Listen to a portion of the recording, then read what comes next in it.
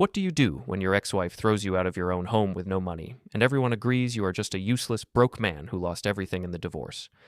How do you move when the only thing left in your wallet is an old bank card your dead father told you to use only if you are truly at the bottom?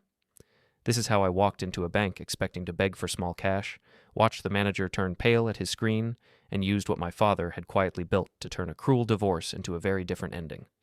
Before we dive deeper into this story, I have one small request. Please subscribe, drop a like, comment, and hit that hype button to boost this channel so more people can discover these incredible Reddit stories. My name is Mark, and if you asked most people in my life who I am, you would probably get two very different answers. At the logistics company where I work in IT support, they would say I am the quiet man who keeps everything running when systems crash and nobody else knows what to do. At home, or what used to be my home, my ex-wife Elena and her sister Daria would probably say I am the boring man who pays bills, sits at a computer, and does not understand real life. I do not say this with anger now. I say it the way I would describe a network diagram or a broken server. These are the connections, these are the overload points, and here is where everything finally failed. Most mornings of my old life began the same way. I woke up before the alarm, not because I was full of energy, but because my body had learned to move before anyone else needed something from me. I walked into the kitchen, turned on the small light above the stove, and made coffee in the same old machine I had repaired twice already. While the water heated, I laid out the bills on the table, the way some people lay out cards. There was rent for the apartment that was in Elena's name, though I paid it. There were utilities, Julia's school fees, internet, Elena's studio expenses that somehow always ended up on my card.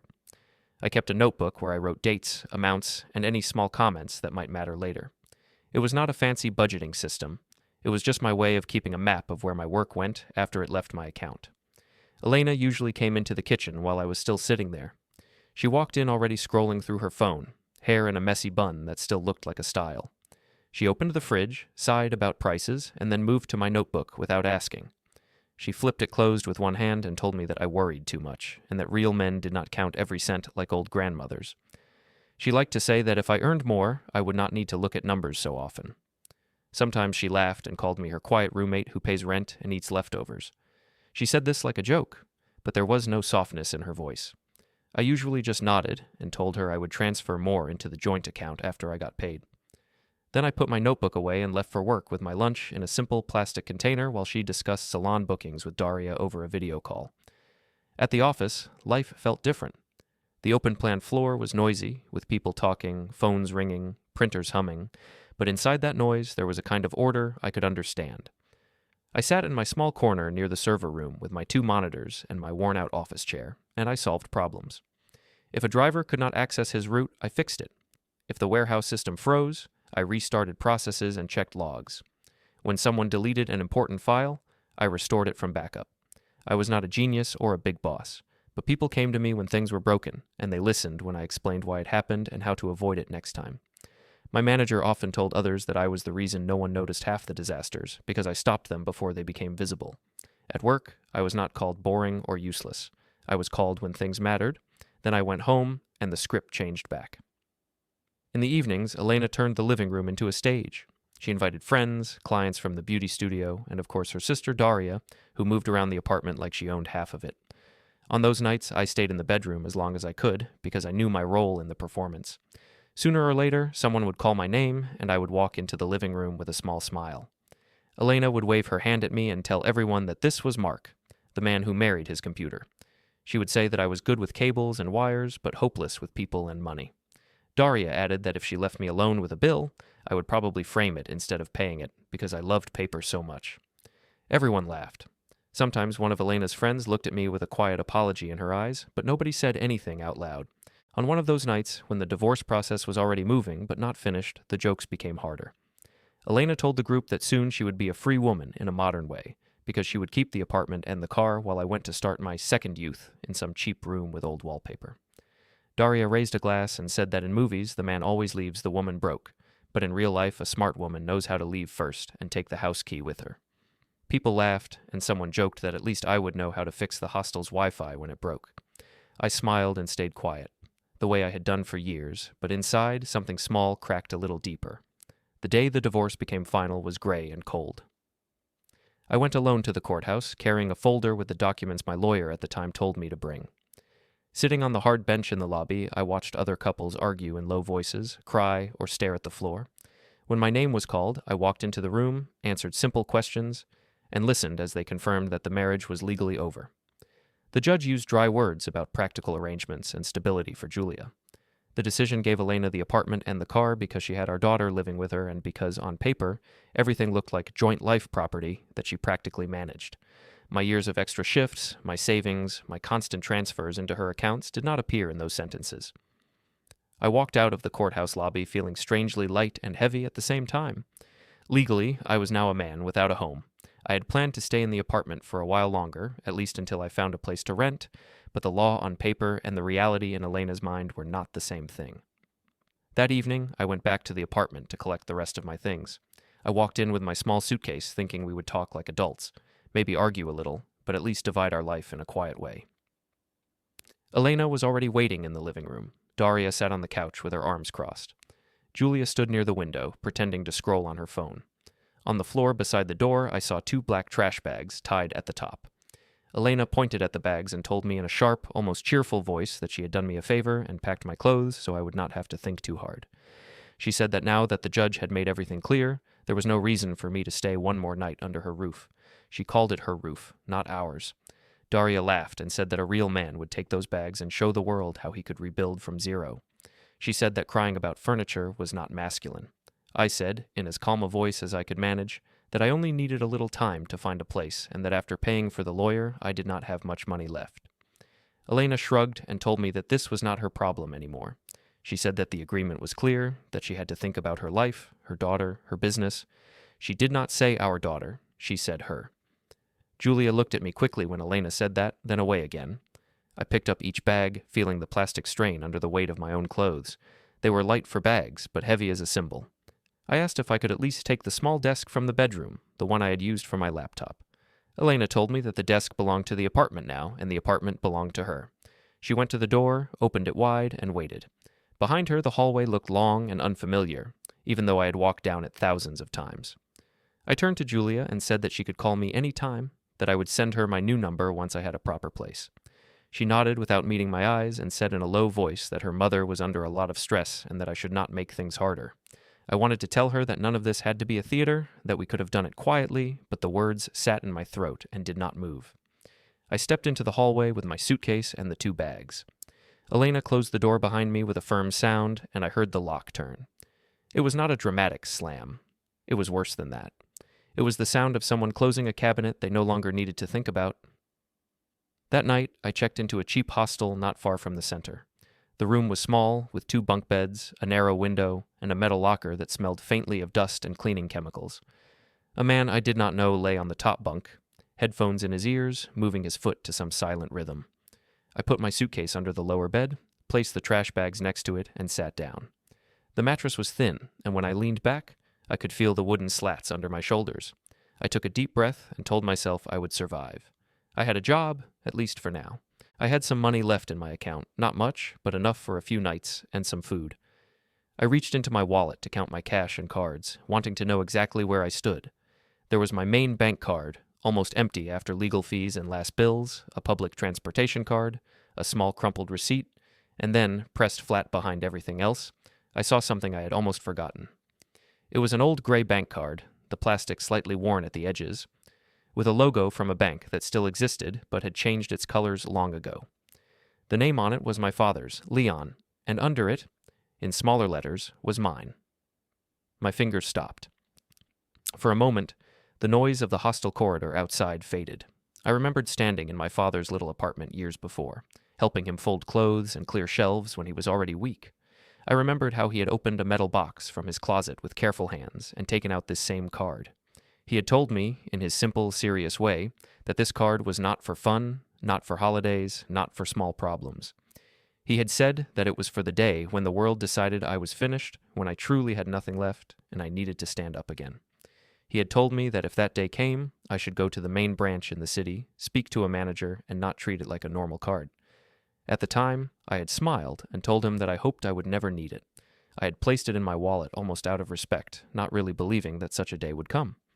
Now I sat on a thin mattress in a room that did not belong to me, with bags of clothes at my feet and less money than I had earned in my first month of work, and I understood why he had looked at me so seriously. I turned the card between my fingers, feeling the embossed letters under my thumb, and realized that for the first time in my life, I might actually be at the bottom he had talked about.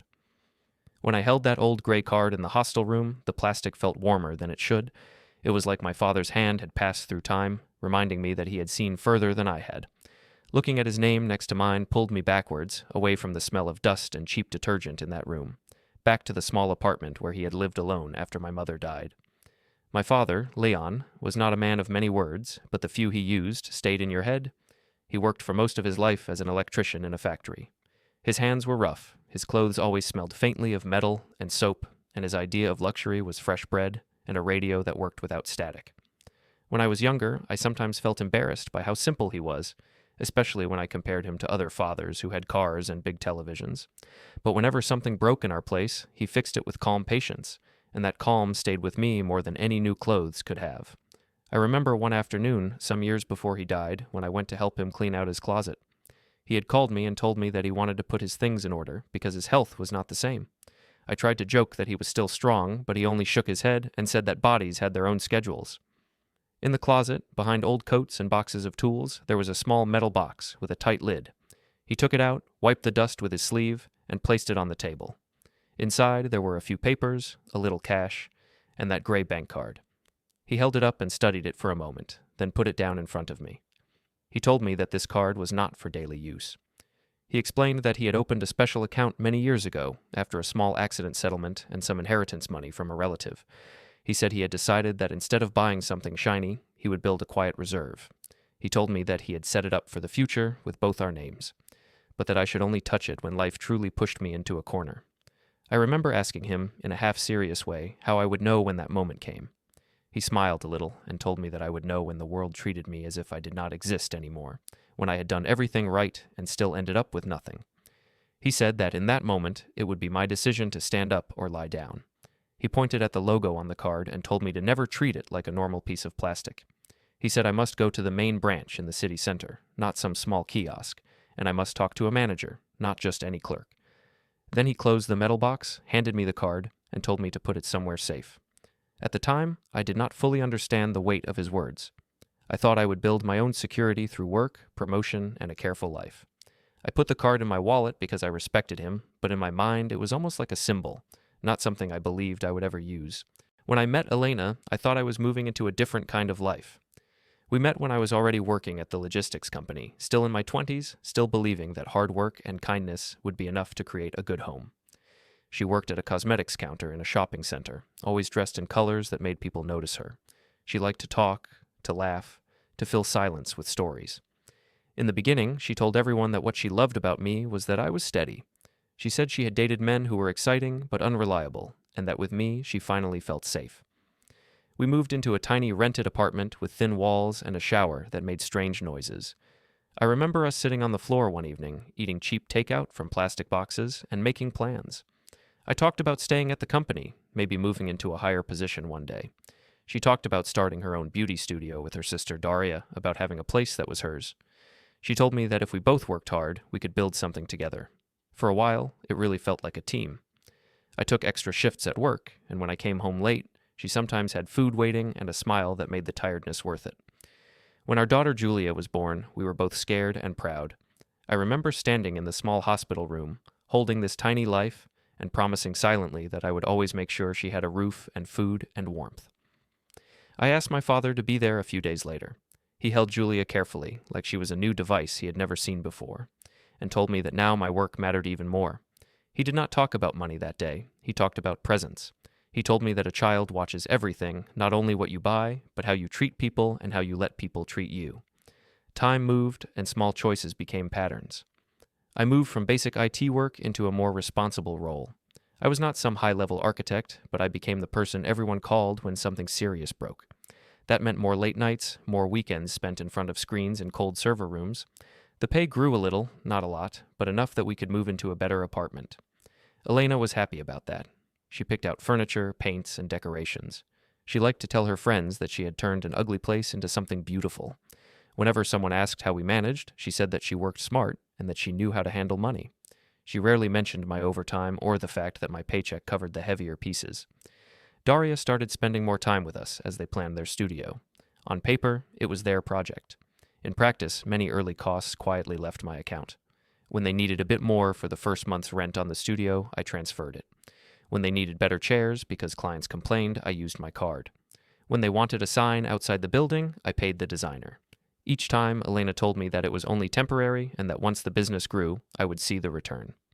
I believed her because I wanted to see her happy, and I wanted us to be a family that moved forward together. At first, she called me supportive. She told people that not many husbands would back their wives' dreams. It felt good to hear that, even if the numbers in my notebook started to stretch. But as the studio began to bring in regular money, her language shifted. She started describing herself as self-made. She told clients that she had built everything with her own hands and mind. When someone asked if her husband supported her, she rolled her eyes and said that he mostly sat at a computer and worried about cables. At home, her jokes became sharper.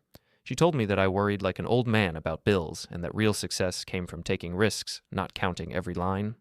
When I tried to show her the notebook where I tracked what went out and what came in, she closed it with her hand and told me that I was killing romance with numbers. There were still good days. We had dinners where we laughed, small trips to parks with Julia, evenings when we watched films together. But underneath those days, something in the balance was changing. She became the star, and I became the background. At gatherings in our living room, she liked to play the role of the strong woman who built her own life. She told stories about clients, about funny moments at the studio, about dealing with difficult people. When the topic reached money, she often used me as a contrast. She told people that she had to teach me how the world worked because I was too trusting and too simple. She said that if she let me manage things alone, we would still be living in the first tiny apartment with the broken shower. People laughed, and she smiled, enjoying the attention.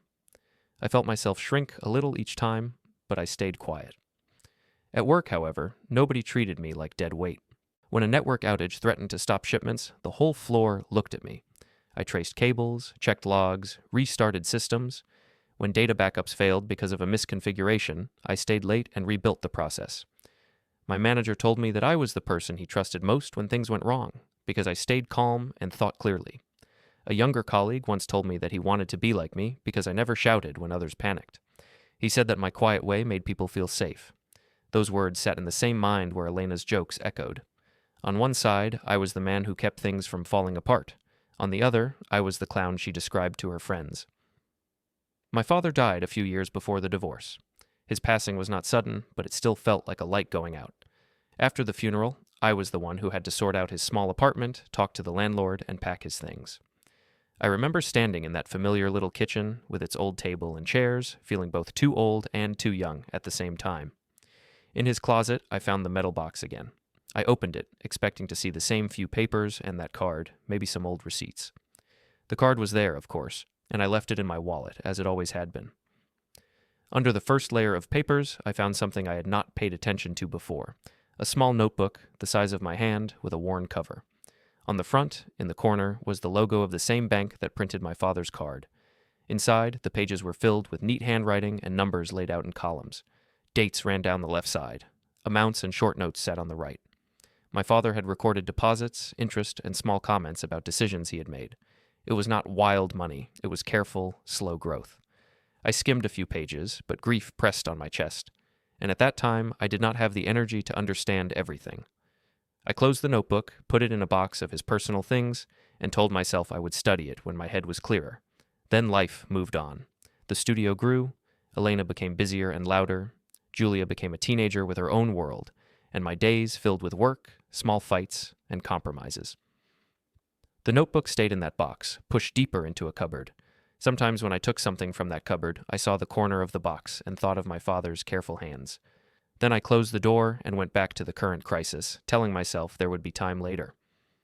Sitting now on the narrow hostel bed, with the gray card between my fingers and the sound of someone laughing in the corridor, I realized how many times I had told myself there would be time. Time to talk to Elena seriously about respect, time to show Julia what I really did, time to study my father's notes, time to build something of my own, not just feed other people's plans.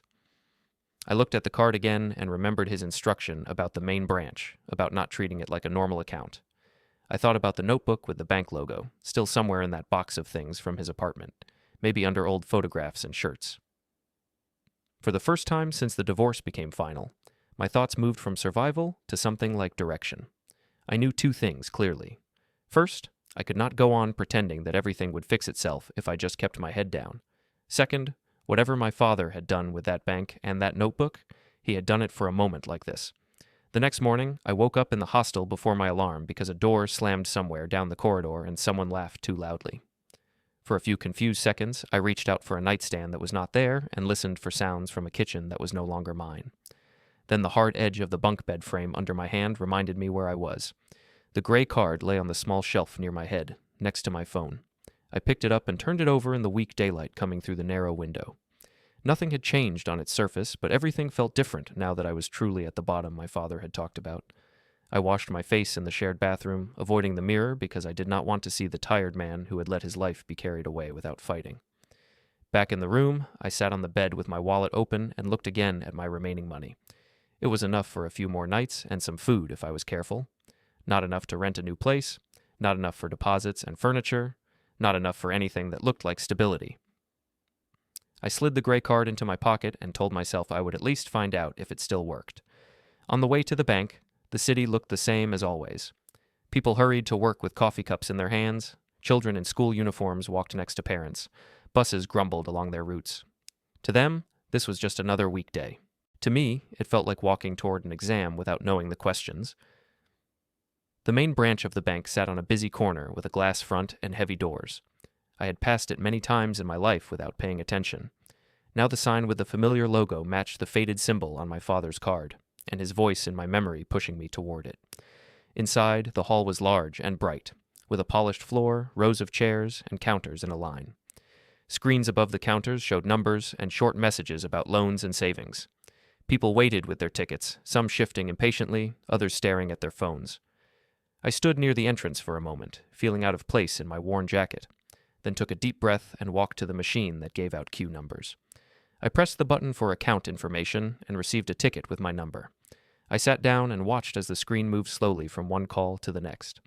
As I waited, I imagined different outcomes, none of them good. Maybe the account had been closed after my father died. Maybe there had been a small amount that disappeared over time in bank fees. Maybe I had misunderstood and the card was only sentimental. Each thought made my chest feel tighter, but I stayed in the chair and listened to the faint music playing from hidden speakers. When my number finally appeared on the screen, I stood up and walked toward the counter it indicated. A young clerk in a neat shirt greeted me with a practiced smile. I told him, in simple words, that I had an old card from my late father and that I wanted to check whether the account linked to it still existed. He asked for my ID, which I slid across the counter, and then I placed the gray card next to it. He picked up the card and turned it, frowning slightly at its age. Then he swiped it through his reader and began typing on his keyboard. For a few seconds, everything looked normal. His face was neutral. His eyes moved quickly over the screen. Then his expression changed. His fingers stopped on the keyboard. His eyes widened slightly, and the skin around his mouth tightened. He glanced at me, then back at the monitor. He did not look like someone who had just found a forgotten $10. He looked like someone who had opened the wrong door. He cleared his throat and asked me again to confirm my full name and date of birth. I repeated them. He asked me to confirm my father's name and the year he died. I answered, feeling the first small rise of fear and curiosity mix in my stomach. He nodded, swallowed once, and then told me in a more formal tone that he needed to ask his manager to assist because this account had special notes attached to it. He asked me to wait for a moment and took the card and my ID with him as he walked quickly toward a glass-walled office at the back. I watched him knock on the door and saw a man in a suit look up from his desk. They spoke for a few seconds, the young clerk gesturing toward the screen and, at one point, toward the card in his hand. The man in the suit frowned, then stood up, took the card, and leaned over the clerk's computer. He typed something and stared at the monitor for a long beat. Even from where I stood, I could see the change in his face. He straightened, said something to the clerk, then looked directly at me. It felt like the air in the hall had shifted slightly, even though nobody else seemed to notice. The man left the office and walked toward me with the card and my ID in his hand. He introduced himself as Mr. Rinaldi, the branch manager, his voice polite but serious. He did not speak loudly, but I saw a couple of other clerks glance our way. He asked if I could please come with him so we could talk in a more private space. I followed him through a small gate in the counter and down a short corridor to his glass office. Inside, everything was neat and quiet. There was a desk with a computer, 2 chairs facing it, and a cabinet with files stacked in order. The noise from the main hall became a soft hum behind the glass. He invited me to sit.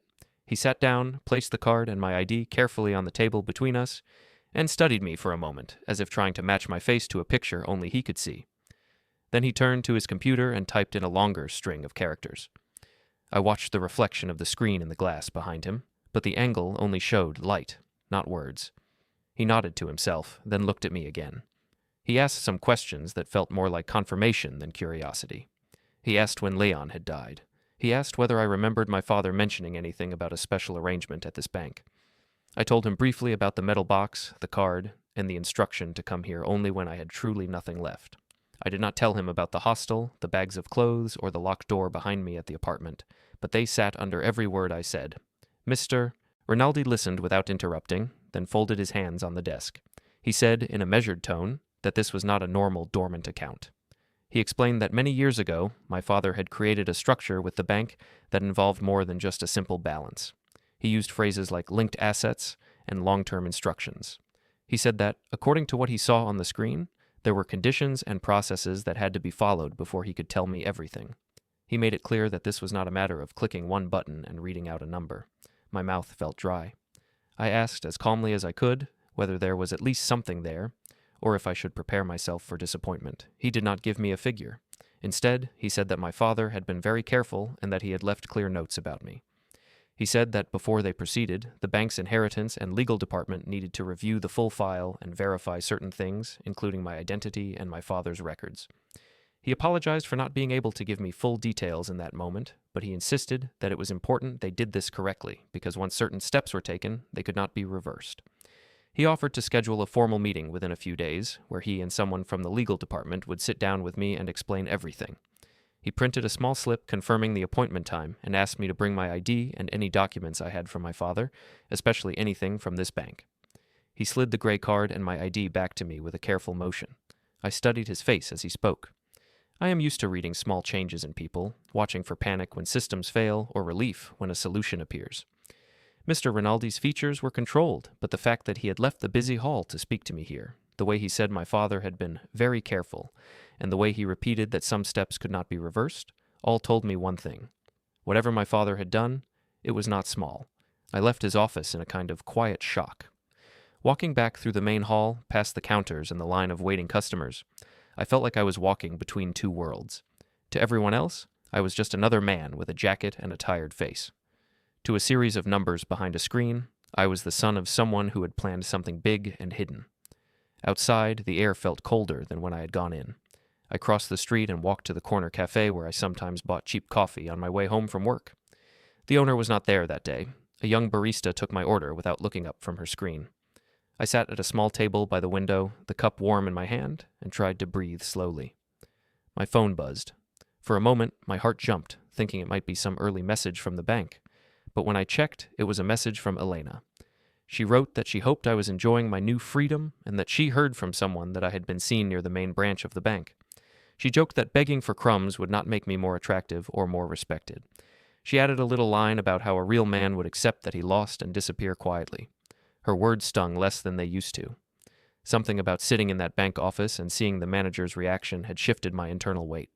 Still, I felt anger and sadness mixed together as I stared at the message. I could have answered.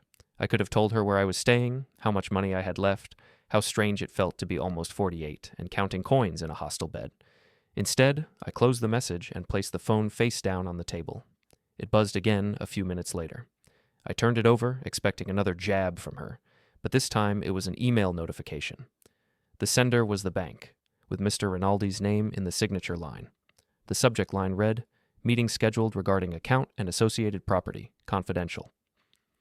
2 days later, I sat in the hostel corridor with my back against the wall, holding the printed slip from the bank like it was a ticket to a different life. The meeting with Mr. Rinaldi and someone from the legal department was set for late morning. I had spent the evening before going through my small suitcase and the bags, looking for anything related to my father. I did not have much.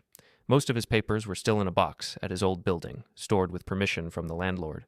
I decided that after the bank, I would have to go there and finally open that box properly. When the time for the meeting came, I walked to the main branch again. The doors were the same, the floors just as polished, But this time I did not feel like a man walking into a test.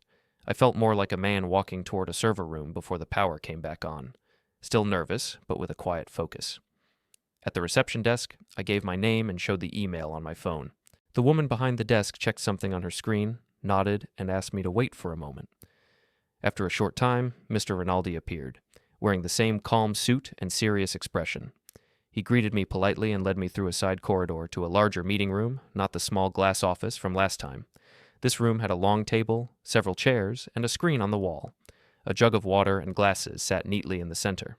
Another person waited there already, a woman in a simple dark jacket, with a folder in front of her and a pen lined up beside it. Mr. Rinaldi introduced her as Lara Stein from the bank's Legal and Inheritance Partner Office. She gave me a firm handshake and a small, professional smile. We all sat down. Mr. Rinaldi began by explaining, in careful words, that my father had opened an account many years ago that was linked to a special investment and property structure. He said that over time, this structure had grown, and that my father had left instructions about what should happen when he died and when certain conditions were met. He did not mention amounts. He did not show me any contract text. Instead, he spoke in simple, steady phrases, as if he knew that too many numbers and terms at once might make my head spin. Ms. Stein opened her folder and took out some printed sheets, but she kept them turned toward herself. She said that my father had been very clear that his goal was to create security for me that no divorce, no argument, and no bad decision could easily take away. She said that, legally, the structure he built was separate from my marriage, which meant that the divorce papers I had just signed did not touch what he had created. Those words sat in my chest like warm stones. For months, maybe years, I had felt like all my work flowed into other people's hands. Now I was hearing that at least one person in my life had used his work to build something that could not be taken from me by a judge who had never seen my face before that day. Miss Stein continued. She said that my father had used injury compensation and some small inheritances to buy into a property fund tied to a specific commercial building in the city. Over decades, that fund had increased its share.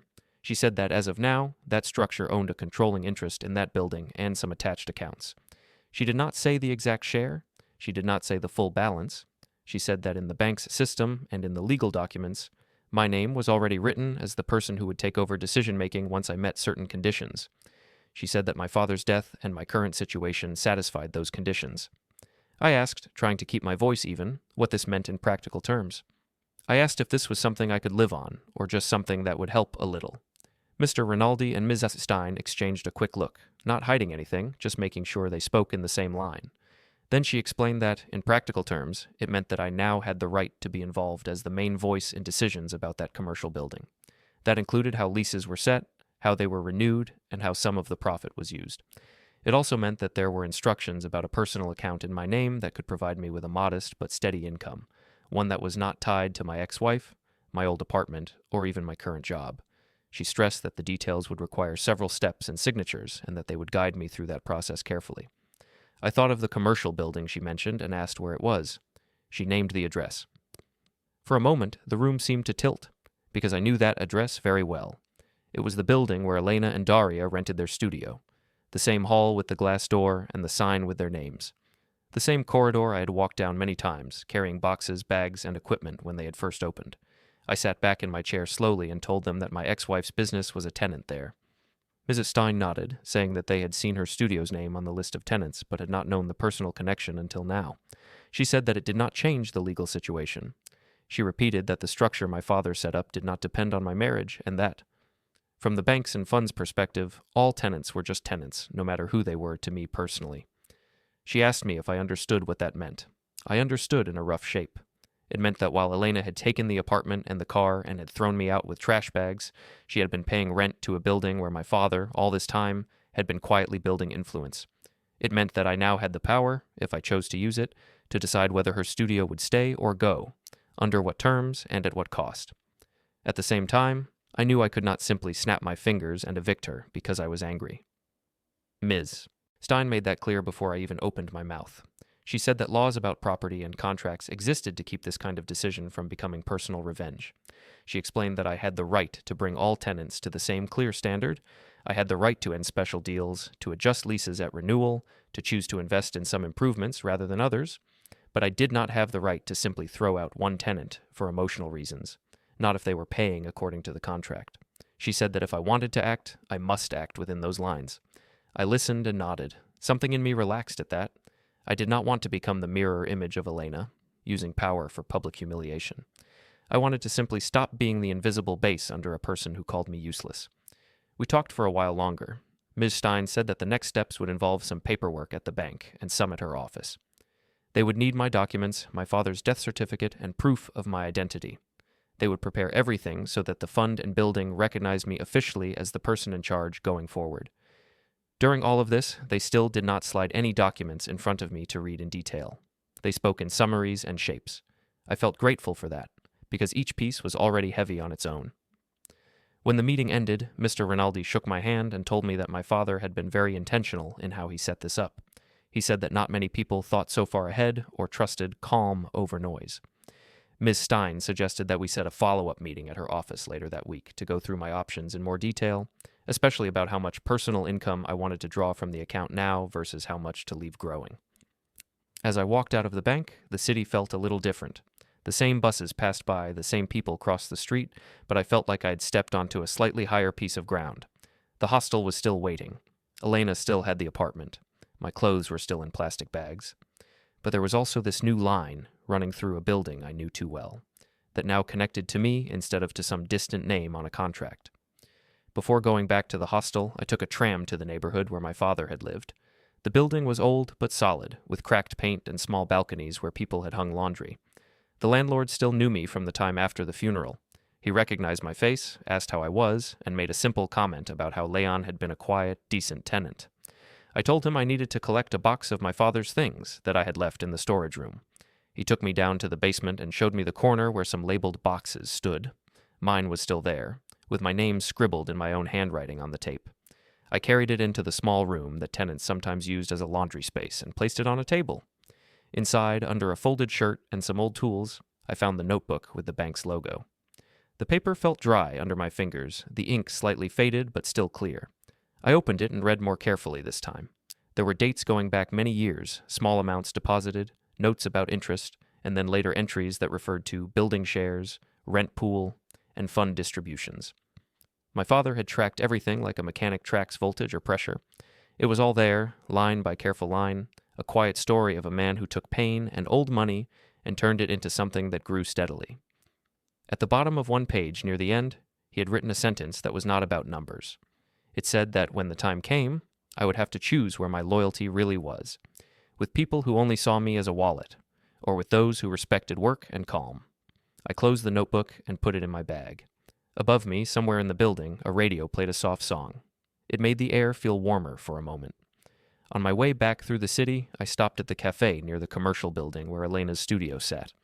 The owner, Pavel, was there this time, wiping a table. He greeted me with a nod and a simple question about how life was. I said I had seen better weeks. He laughed in a soft, tired way and said that most of his regulars said the same. I did not tell him about the bank, the fund, or the building. I just listened as he complained that the current building owners were talking about changing lease conditions again, maybe raising rents for some and lowering for others. He said it felt unfair because small places like his could not absorb big jumps. I filed that information away in my head. If what Ms. Stein and Mr. Rinaldi said was correct, those owners he talked about would soon see my name in their files. On the tram back to the hostel, I scrolled through my phone without really seeing anything until a bright image caught my eye. It was a flyer for a beauty and wellness weekend at the shopping center attached to the commercial building. In large letters, it announced discounts, workshops, and at the bottom, a big expansion announcement from the sisters behind Elena and Daria Studio. Elena had shared it on her page with a caption about how nothing could stop a strong woman after a divorce, especially not a boring man who lost everything. As I stared at the flyer, feeling the tram shake under my feet, I realized that while she was preparing to celebrate herself on a small stage, bigger changes were already moving quietly under the floor she stood on. The flyer for the Beauty and Wellness weekend stayed on my screen long after the tram slowed and other people changed apps and conversations. Elena's caption under it said that she was proof you could throw away a man and still rise higher, that strength and style mattered more than old ideas about loyalty. Reading it, I felt the old hurt trying to climb back up my throat, but something new pressed it down. I was tired of being the shadow she used for contrast. I was tired of being the lesson she used in stories about how strong she was. I put the phone back in my pocket and looked out the window at the city sliding by. Somewhere behind these blocks and streets, inside bank servers and files, my father's work waited for me to decide what to do with it. The next day, I had my first meeting at Ms. Stein's own office, not inside the bank. Her building was smaller, with a quiet lobby and a narrow staircase that smelled of paper and coffee. Her office had shelves full of folders, a window that looked onto a street with low traffic, and a desk that was neat without being cold. She greeted me with the same firm handshake and invited me to sit. On the table again were papers, but this time she had them in stacks with small colored tabs. She did not push them toward me. She used them mainly as a guide while she spoke. She started by asking me how I was managing day to day. I told her the truth in simple words. I said I was staying at a hostel, that my salary covered only basic things now that I no longer had the apartment, and that I felt like my whole adult life had been wiped clean in a few signatures. She listened without interrupting, making small notes only when I mentioned specific dates. Then she reminded me of something important. She said that what we were about to discuss was separate from my salary, separate from the divorce, and separate from Elena's choices. She said this like a mechanic reminding a client that one system is not connected to another. Then she began to speak about options. She told me that my father's structure gave me two main tools.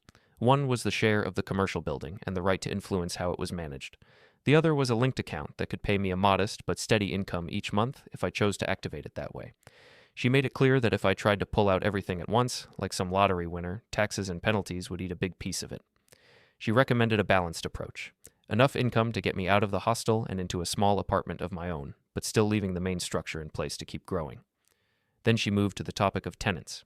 She had a list in front of her with names I recognized from signs in the commercial building. A small clinic, a language school, Pavel's Cafe, Elena and Daria's studio, and others. She explained that the current ownership had given different deals to different tenants. Some paid more than others for similar spaces. Some had flexible terms, others strict ones. She said that if I wanted to act in a way that would stand up in any inspection or dispute, I had to think about fairness, not about revenge. I told her that I understood. I said I did not want to become someone who used power to humiliate people the way I had been humiliated at parties and at the door of my own apartment. I only wanted to stop being the unseen support under a person who said loudly that I was nothing. Ms. Renan? Stein nodded and said that the cleanest way forward was to create one standard set of conditions for all similar tenants. Same base rent per square meter, same rules for late payment, same renewal process. She said that where the current contracts allowed changes at the end of their periods, we could announce that from a given date, all renewals would be under this new standard. She pointed with her pen to a line on her list and said that, as it happened, the lease for Elena and Daria's studio was coming up for renewal in a few months. She said they currently paid less than others in similar spaces because of a friend of owner discount. Under the new rules, that discount would end. I asked quietly if I could be accused of targeting them because of our personal connection. She replied that if all tenants had the same written conditions and if changes were introduced in a transparent way, then treating my ex-wife's studio like everyone else was not discrimination. It was the opposite. It was fairness. She looked me straight in the eye and asked me again if I was truly comfortable with that approach, knowing it might mean they would have to work harder to stay in business or even move if they could not adapt. I thought of Elena standing in the living room, calling me a roommate who pays rent. I thought of Daria raising a glass and saying that she would keep the key while I slept on some dirty mattress. I thought of Julia looking away when her mother said, her daughter, instead of our. I also thought of Pavel wiping tables early in the morning, worrying about rent increases that could crush his cafe. I took my time before answering. Finally, I told Ms. Stein that I wanted one standard for all. No more special treatment for Elena, no hidden punishments either, just neutral rules, written down, that did not care about last names or past marriages. Ms. Stein wrote something in her notes and said that this made her work easier. The law liked clear lines. Over the next week, we had a few more short meetings and calls. Sometimes they were at her office, sometimes over the phone when she just needed to confirm a date or a detail. I signed forms she had prepared, always after she explained what each one did in simple language.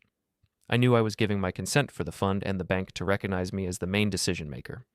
I knew we were setting a path for rent adjustments and lease renewal letters, but I still did not see full paragraphs of legal text. She summarized them, and I trusted that my father had chosen someone like her for a reason. Meanwhile, life in the hostel continued in its gray rhythm. I woke, went to work, fixed systems, answered emails. I showered in the shared bathroom and walked down narrow corridors with other tired men carrying plastic bags.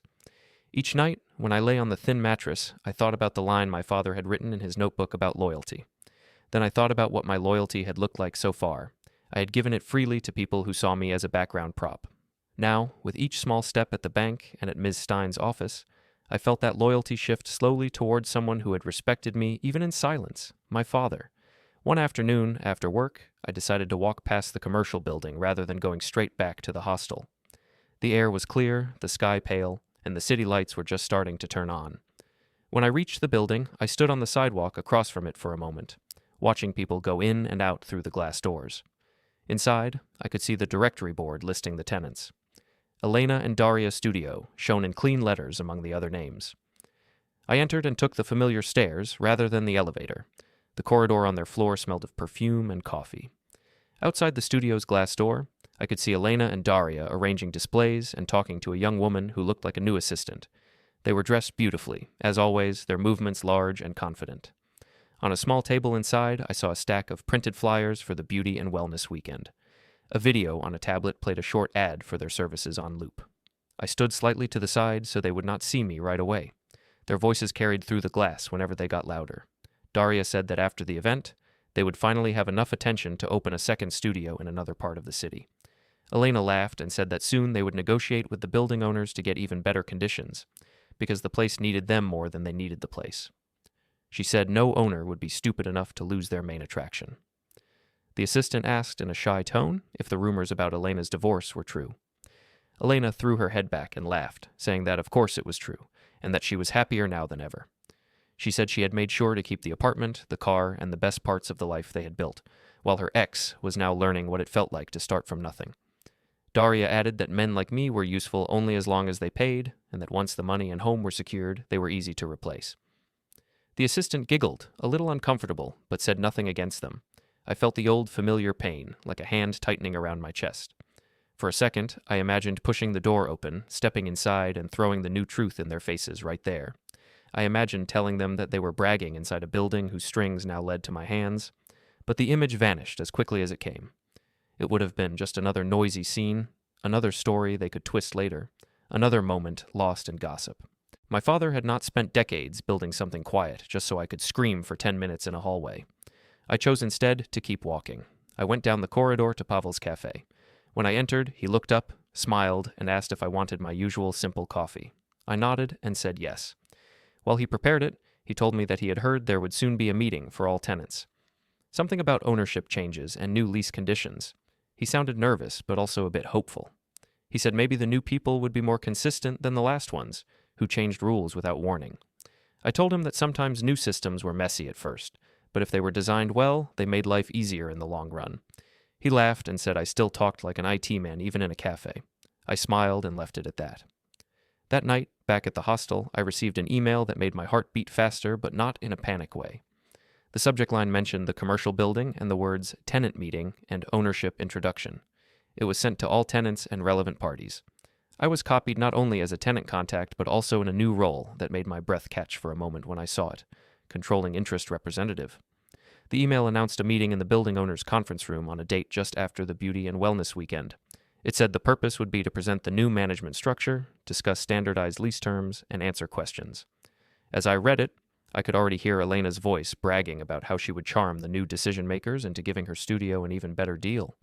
I could see her posting about walking into some conference room and walking out with the owners in the palm of her hand, but in the same picture, I saw myself sitting at that table, not as a man begging for crumbs, but as someone who had finally chosen where his loyalty and power would stand. In the days between the email and the meeting, life seemed to move in two layers. On the surface, nothing changed. I still went to the office, still fixed problems, still answered calls. I saved every extra bit of money I could, knowing that soon my housing situation could improve if I activated the income option Ms. Stein had described. Under the surface, quiet preparations continued. I met Ms. Stein one more time at her office. She told me that the necessary changes in the fund's internal records were complete, that the bank and the previous managers would present me at the meeting as the person now responsible for key decisions. She repeated her earlier warning. Speak calmly, focus on the rules and fairness, not on personal history. I promised her I would. When the day of the meeting came, I left work early with my manager's permission, wearing my best, still modest, shirt and jacket. I arrived at the commercial building a little ahead of time and took a breath in the lobby, looking again at the directory board. My ex-wife's name was still there. So were many others that had nothing to do with my private life. I took the elevator to the floor where the owner's conference room was. The corridor outside it was already busy with tenants arriving, chatting, and adjusting their clothes like actors waiting just off stage. Through the open doorway, I saw a long table, chairs arranged around it, and a screen at one end. A bank representative stood near the screen, checking cables. Miss Stein sat near the middle with a folder in front of her. Elena and Daria arrived a few minutes later, dressed as if they were attending an award show, laughing loudly and greeting other tenants. Elena did not see me right away, but I saw the confidence in the way she moved. I stepped through the doorway and walked toward the table, feeling all eyes slowly turn to see who I was and where I would sit. I sat near the middle of the table, next to Ms. Stein, while the other tenants took their places. Some nodded politely at me, thinking I was just another worried renter. Elena and Daria chose seats close to the bank representative, whispering about how they would handle the new owners. The room settled. The bank representative cleared his throat and introduced himself, then said he would explain recent changes in the building's ownership structure. He spoke about a long-term fund, about a former main investor named Leon, and about instructions that had now fully activated. I watched Elena's face when she heard my father's name. There was a flicker of recognition, then confusion. The representative then turned slightly and said that from this point, the controlling interest in the building's ownership and management would be represented by one person. He said my name clearly and asked me to stand. Chairs creaked as people turned. Elena's mouth actually opened without sound. Daria blinked like someone had been slapped without warning. Pavel's eyebrows rose in quiet surprise, then he gave me a small nod. Ms. Stein opened her folder for the first time so others could see.